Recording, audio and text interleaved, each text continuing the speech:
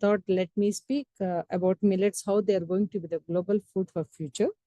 So if you all know that millets are a small collective group of small seeded annual grasses that are grown as grain crops, primarily on marginal lands in dry areas of temperate, subtropical, and tropical regions.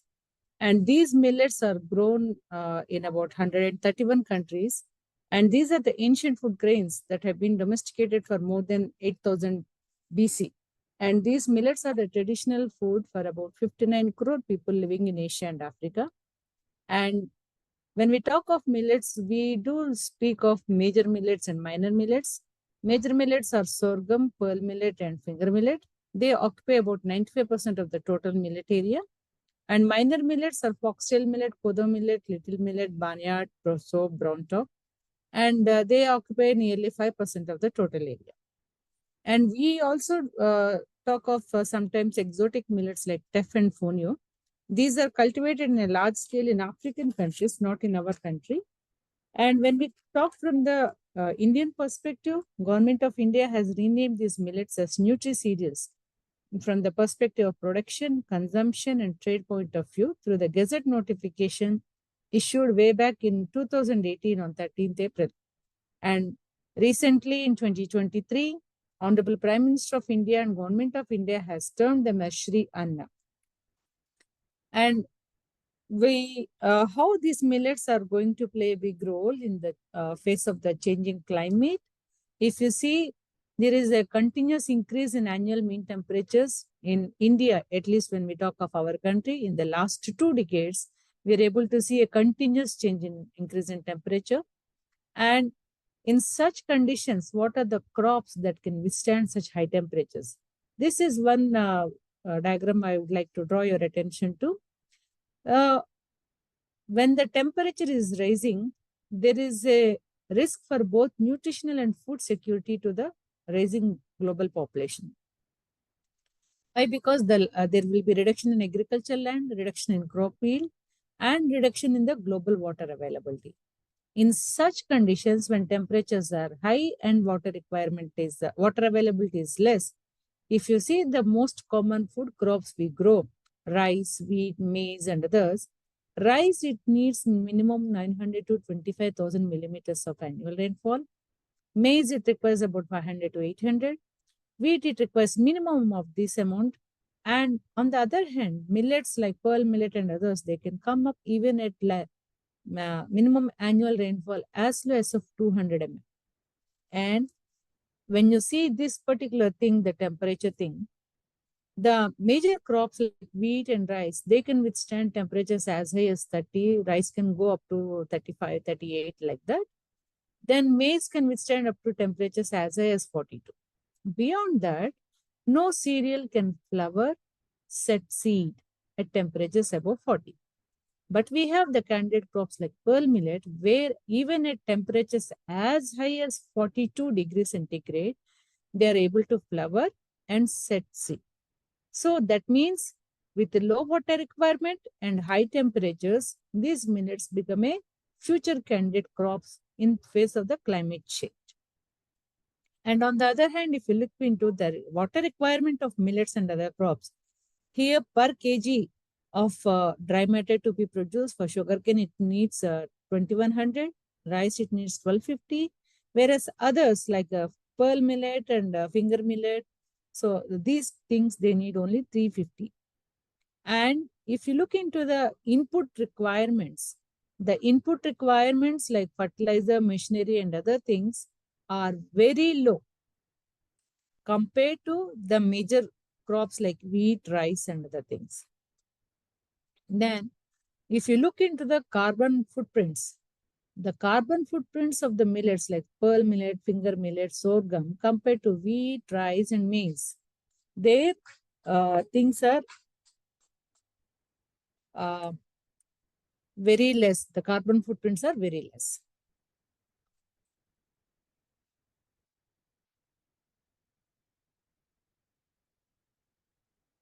So, what are the unique selling propositions of these millets in terms of the changing climate, in terms of health, food and nutrition security? We can say these millets are good for planet because they have they grow faster with shorter life cycle, put less stress on the environment. They grow organically. They require, by default, organically, they require very less minimal fertilizers and pesticides. They need less rainfall. From the farmer's perspective, they can withstand harsh environments like drought, high heat, and other things. And compared to other major crops, the pests and diseases are very less in these crops. And these are used, they can be used for food, feed, fodder, brewing, biofuel, and they provide a sustainable source of income to the farmers.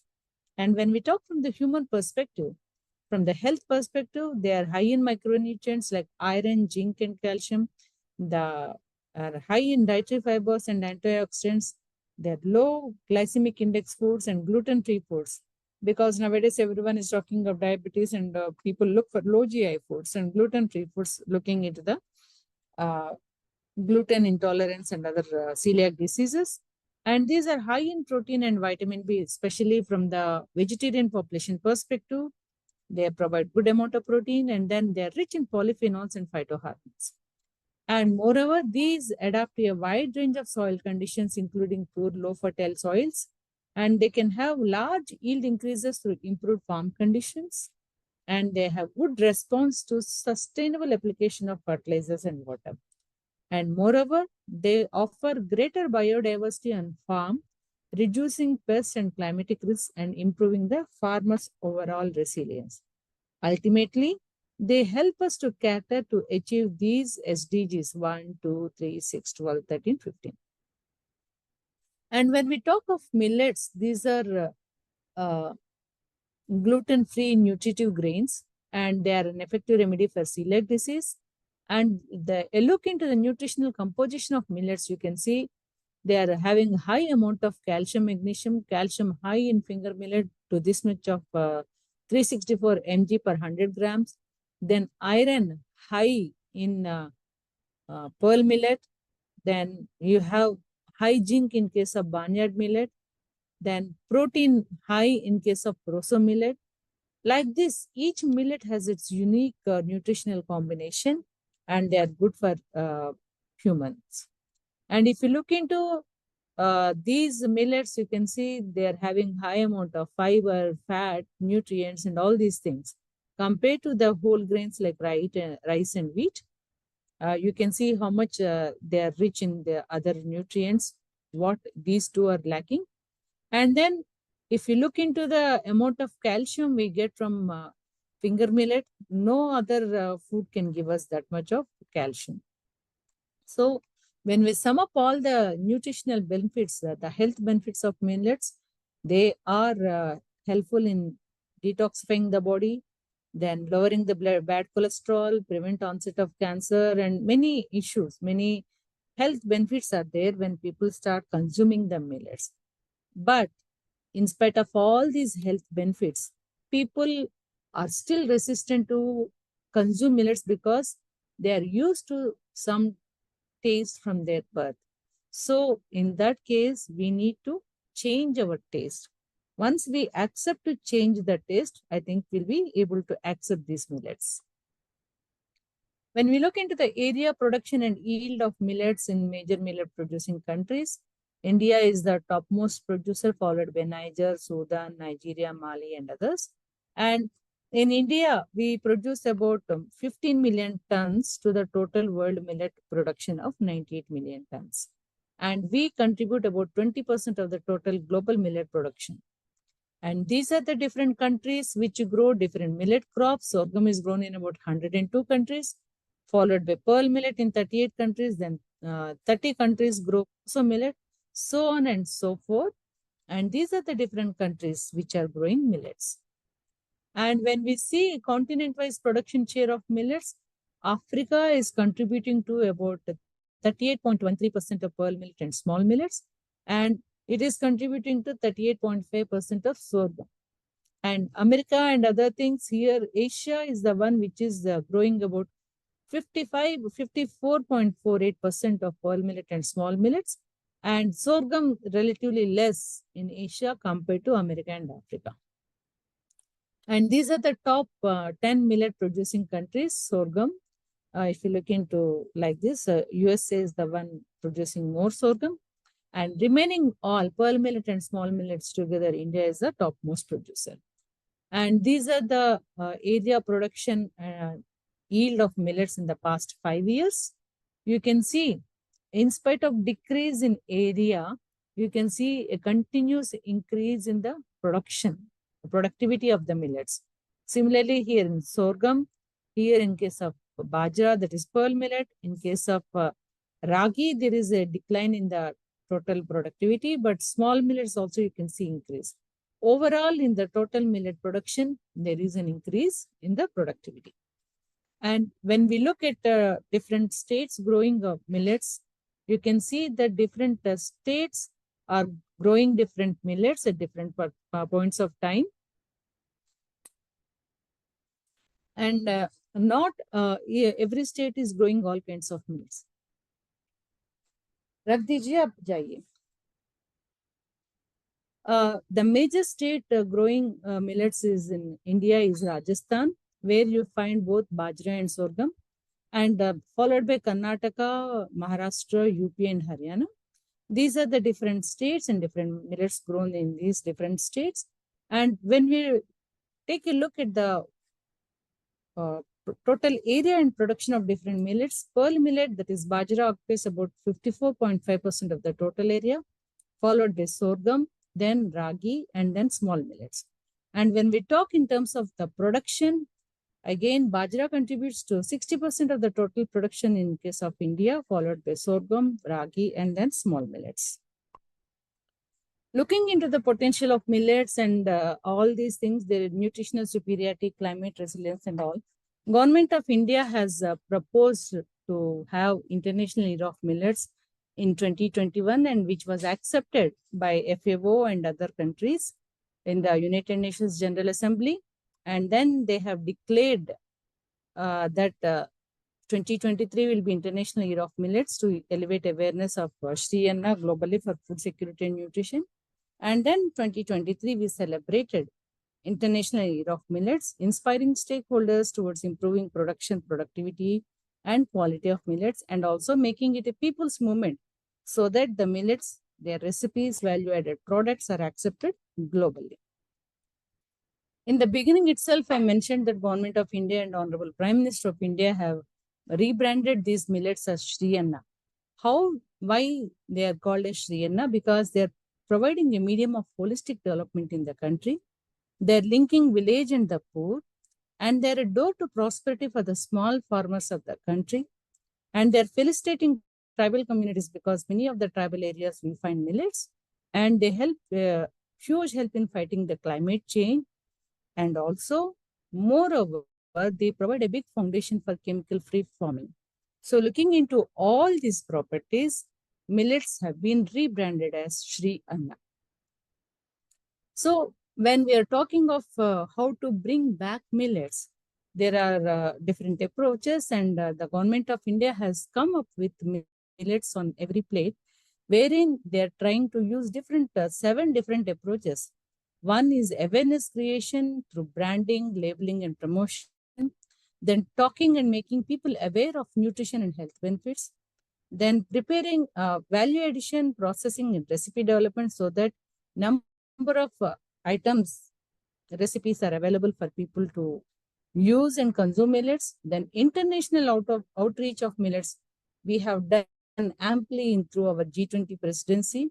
Then policy interventions for mainstreaming of millets, like declaring MSP, procurement, then enhancement of production and productivity, research efforts to increase production and productivity, and then entrepreneurship, startups, and collective development to increase the startup interventions or the people coming up with the different millet enterprises and all these things. And so there were 7 task forces, and these were held by different ministries. The enhancement of production and productivity by Department of Agriculture and Farmers Welfare and DARE. Then health benefits that was taken care by FSSA and Ministry of Health, and Ministry of Food Processing and Investment Industry Tourism that was taking care of value addition processing and other things. And then again, policy interventions for mainstreaming, again, EFW. Then international outreach, it has been done through Ministry of External Affairs and Commerce. And then entrepreneurship development, again, EFW and Commerce. All these people have come together. And each one of them has played a significant role along with their specific roles in awareness creation, branding, labeling, and promotion. And Honorable Prime Minister of India in 2023 on 18th March, he has dedicated ICR-IMR as the Global Center of Excellence on Millets, that is Shri An. And that is how this is targeted to give the best practices related to crop improvement, crop production, crop protection, processing, value addition, entrepreneurship development, stakeholder engagement through different activities, and also mainstream millets, and you bring the millets in South-South collaborations and many other activities. So this is Indian Institute of Millet Research, and the millet improvement in this country happens through these programs. IIMR is the nodal institute for the millet research. We have different ASRPs under these millets. We have 2 regional stations also, one regional station at Solapur for Rabi sorghum, another regional station for pearl millet located in Gudamalani in Barmer in Rajasthan.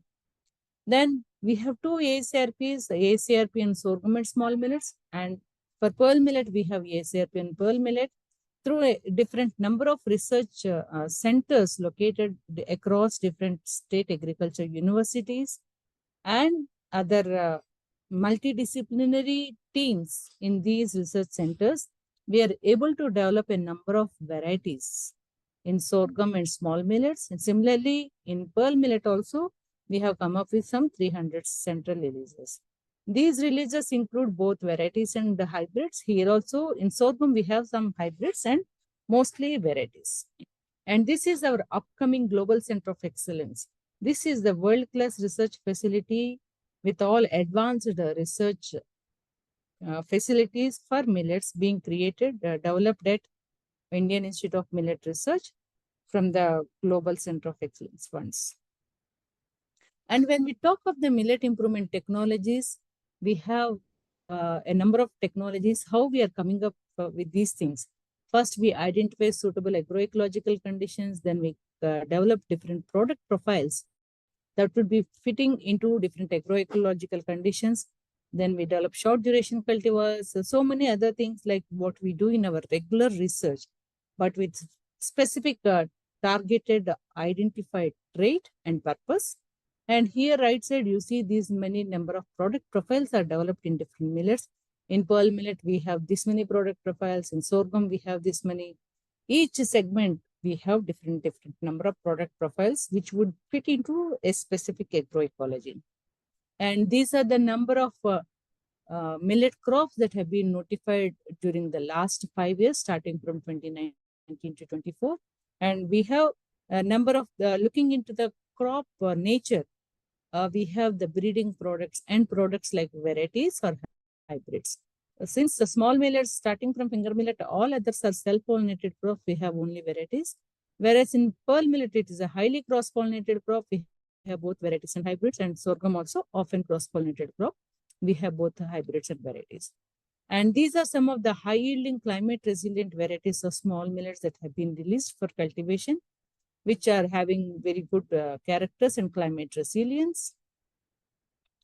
Then these are the short duration climate resilient varieties that fit into, that fit as contingency crops, and also they fit into the cropping system. Nowadays, people have shifted, are talking from changing from solo crop to cropping systems approach. So this will help the farmer, and also now we need to look into how we diversify our food basket and how much diversified food we'll be able to produce. So we also employ genetic resources, we characterize them and then identify the useful genetic germplasm, we register them, and then they are used in our breeding programs. And for your information, millets, I said, they are rich in different elements. Pearl millet is rich in iron and zinc. Whenever we talk of varietal development, generally the breeders come up with good material and then they are evaluated through multi-location testing over years across the country. And the system tests checks for the varietal performance in terms of yield, then duration, then how much yield it is able to produce, how much it is able to show resistance to different diseases and pests. Generally, these are the parameters we look. But we have introduced one more parameter, that is micronutrient content. In India, most of the women suffer from anemia. And when they go to doctor, the doctor suggests iron pills or iron syrup. And if we are able to take iron through our food, that will be the best. And you know that Honorable Prime Minister is also mentioning and talking at many platforms that we have to have nutritional security along with food security. So what we have done is we have taken one step forward, and then we have mainstreamed the nutritional traits. So we have made that a minimum of iron content of the grain should be 42 ppm and zinc should be 32 ppm. Without these minimum levels in the varieties or hybrids which are tested in pearl millet, no variety or hybrid will be promoted for next year or identified for release or notified for release if they do not have these minimum levels. If they have maximum, that is well and good. But without these minimum levels, in spite of having high yield, will not promote. So we are trying to take care of both yield, that is food security, and the quality, the nutritional levels, that is nutrition security. So this is the first of its effort that has been implemented in pearl millet since 2017. And till date, we have a number of hybrids and varieties released with these minimal levels of things. Not only in pearl millet, efforts are there being made in different millets, but the policy is still not in place, but we do have. These are all the hybrids of pearl millet, which are having high amount of iron and zinc.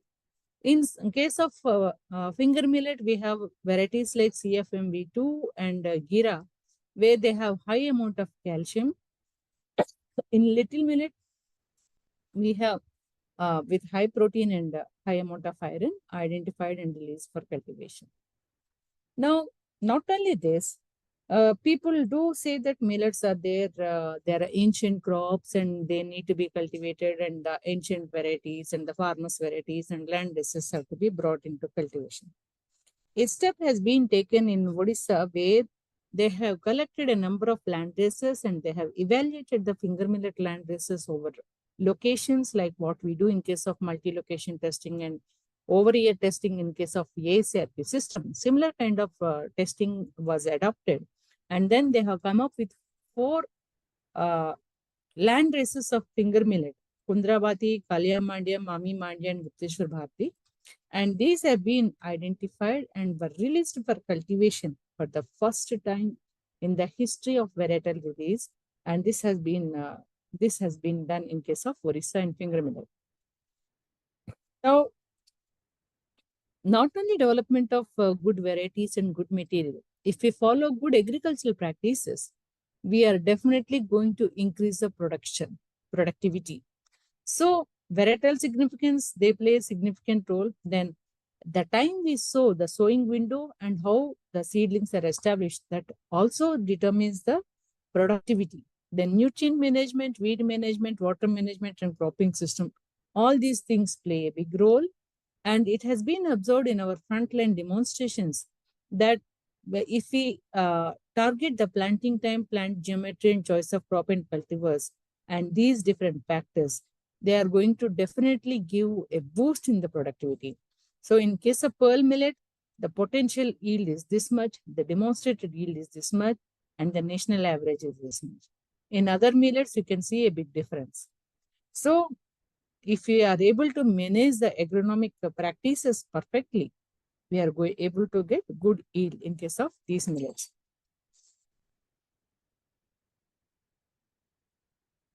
Now, if you see millets, till now we are talking of millets for consumption and others.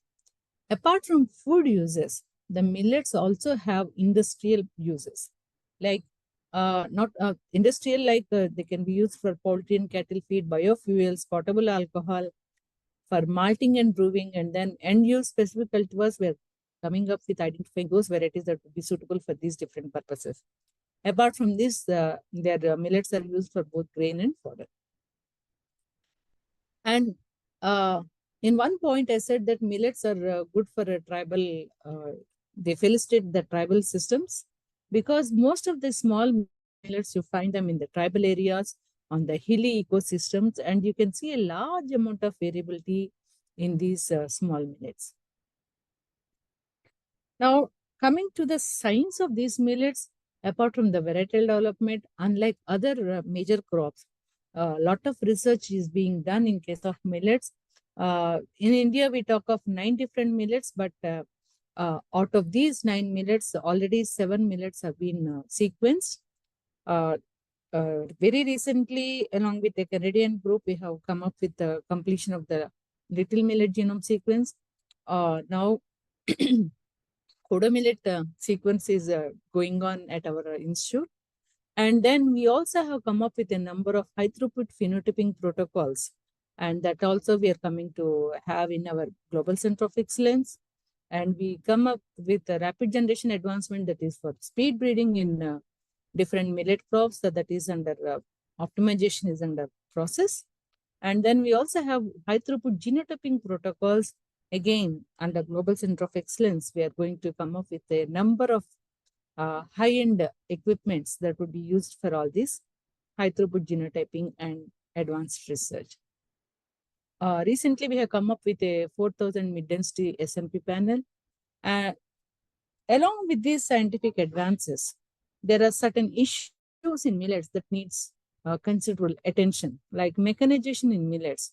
Unlike rice, wheat, maize, where we have standard machinery to take up different agricultural operations, here in millets, we do not have them.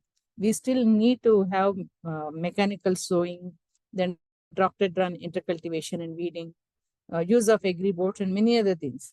There is a big scope for improving millet cultivation, production, productivity through mechanization. Then another point which needs due attention is, we are telling that millets are good, but farmers say, why should we grow millets? They have their own questions, because though we have been cultivating millets from ages, of late in the past 50, 60 years, farmers have changed their cultivation routine from millets to rice, wheat, and other things. So in the due course of time, some of them have forgot how to cultivate also.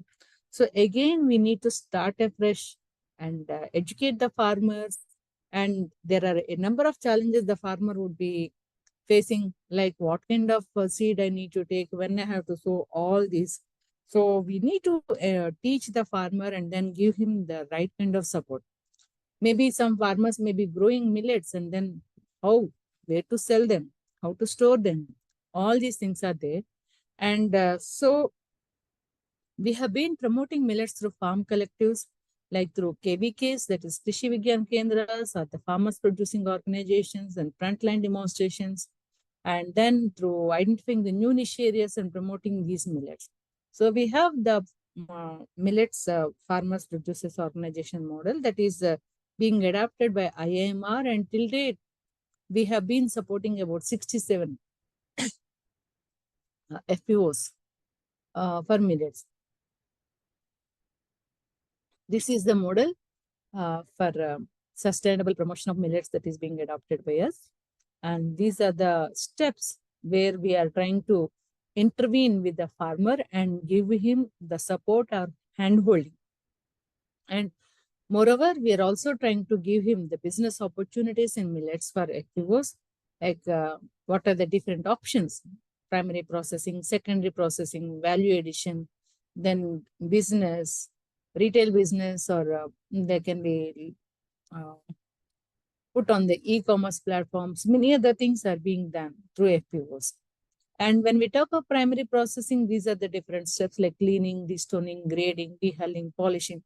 So Through our Global Center of Excellence, we are trying to identify the KVKs where the millets are grown and identify the FPOs. And we are trying to provide them the primary processing machinery.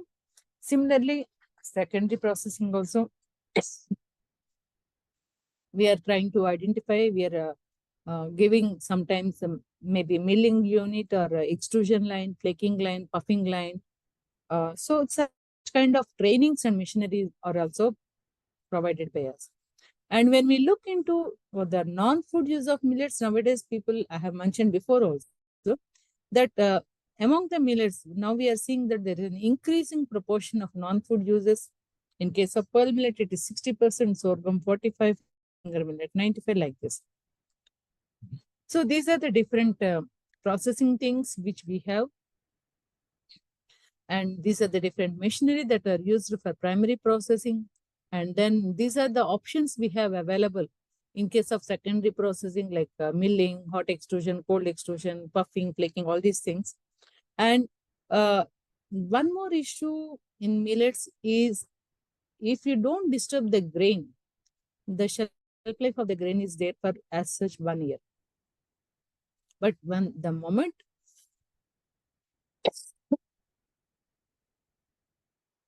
you remove the outer seed coat, if you do dehulling, then the storability or the shelf life of the millet grains falls down.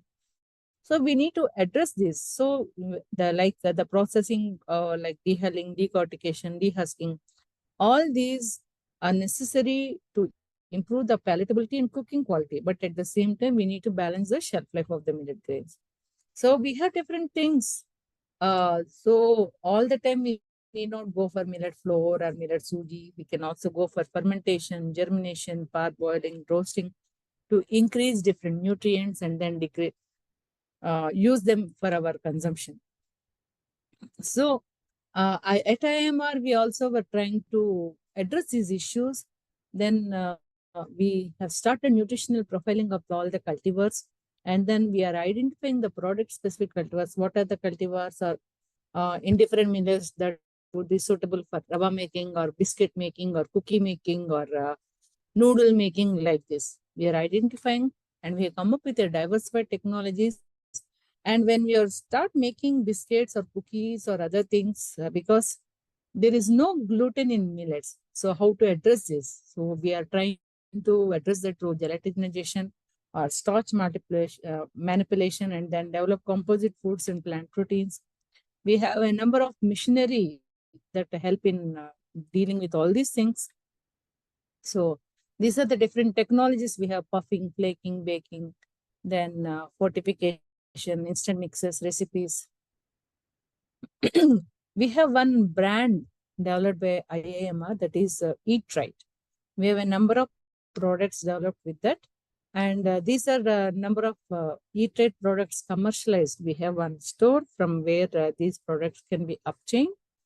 And these are the number of technologies that are available with us, which can be taken for commercialization. Apart from this, since we are projecting millets as the future foods for global, at the global level, so we are trying to support and promote millets through different new startups and different programs like startup ignition programs, cooking with millets.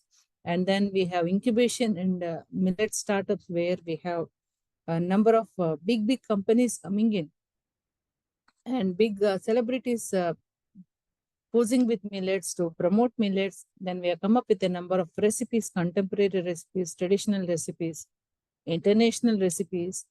And these are the different international recipes. And we are also working with the different state governments to promote millets. So different state governments like Karnataka, Odisha, Rajasthan, Chhattisgarh, Uttarakhand, Maharashtra, Tamil Nadu, UP, Kerala. And these are the factors. Not only the consumption of millets is increasing in our country, there are different countries which are coming forward to take up millets forward. And the factors that are driving millets trade are growing inclination towards healthy foods, sustainable cultivation methods, low carbon footprint, conferring health benefits, high nutritional value, So we have more export opportunities like value-added food products, beverages, starches, and seed sector. And if you see in the past 3-4 years, you can see there is a significant increase in the millet export value-wise and volume-wise. And these are the exports and projections for millets. It is in 2018 and 2027. In a span of 10 years, how much uh, proportionate increase you can see in different market segments. So people are expecting that their millets are going to come in a big way at the global level. That's why we never means we say that millets are the global food for future. And this also has been supported through our G20 initiatives by the government of India. And in G20, one of the outcomes of the G20 is establishment of Maharishi, that is millets and other ancient grains International Research Initiative. IMR will be the secretariat for that. So because of all these factors playing in big role, like production, procurement, processing, R&D efforts, enabling market linkages, positioning millets in global markets, transfer of technology, market intelligence, all these things. That's why millets would be the global food of future. And the millet continues to be used as food, feed, fodder, fuel, and many other industrial uses. So thanks for your kind attention. Eat millets and stay healthy.